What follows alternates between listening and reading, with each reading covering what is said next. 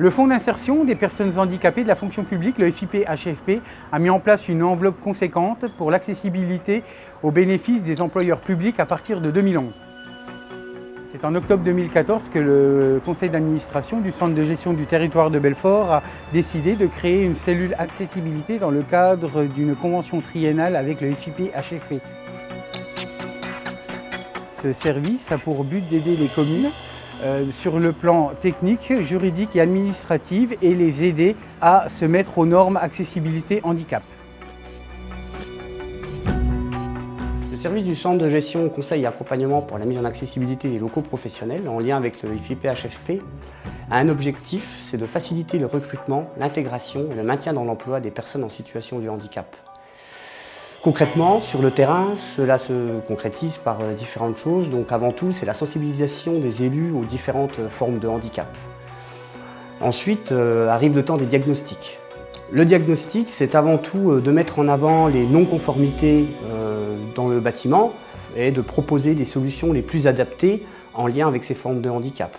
Donc on disait l'idéal ce serait éventuellement d'aménager la place de stationnement handicapé juste en face de la voirie et en face du bâtiment. Et voilà, et après on verra pour aménager cet accès par rapport à la mise en place d'une rampe. Par exemple, on pourra préconiser une rampe avec un pourcentage adéquat ou une plateforme élévatrice pour des personnes à mobilité réduite. Ou par exemple une bande de guidage pour les personnes malvoyantes. On a aussi la boucle d'induction magnétique, très utile pour les personnes sourdes. Et pour ce qui concerne l'handicap intellectuel, une bonne signalisation du bâtiment est des plus importantes. Après la suite de ce diagnostic arrivent les études de coûts et éventuellement, si besoin, en tout cas si c'est une demande de la collectivité, la mise en relation avec des architectes ou des maîtres d'œuvre.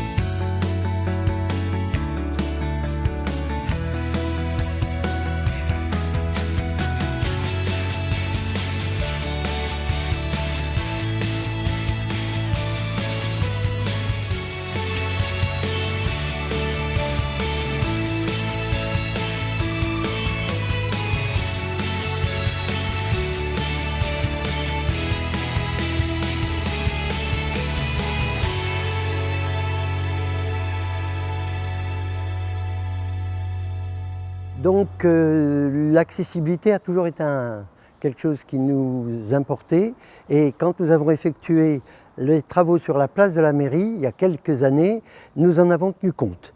Maintenant, les personnes en situation de handicap peuvent accéder à la mairie et sans problème. Ensuite, il y a eu effectivement la loi et nous avons, parce que ça nous semble normal que tout le monde puisse accéder à la mairie, nous avons travaillé avec le centre de gestion et le service accessibilité. Aujourd'hui, et grâce à leur aide, nous avons terminé la place de la mairie et la mairie. Donc ces travaux sont l'aménagement de la place, le cheminement extérieur des bâtiments, bande de guidage, accessibilité des escaliers. À l'intérieur du bâtiment, ça a été rampe de seuil et l'accessibilité au WC PMR. Ça a été le plus gros travail. Pour conclure et pour finir sur une note positive, les élus ont su relever le défi de l'accessibilité. Nos services ont été très utiles sur le département et cela a permis une véritable inclusion des personnes en situation de handicap.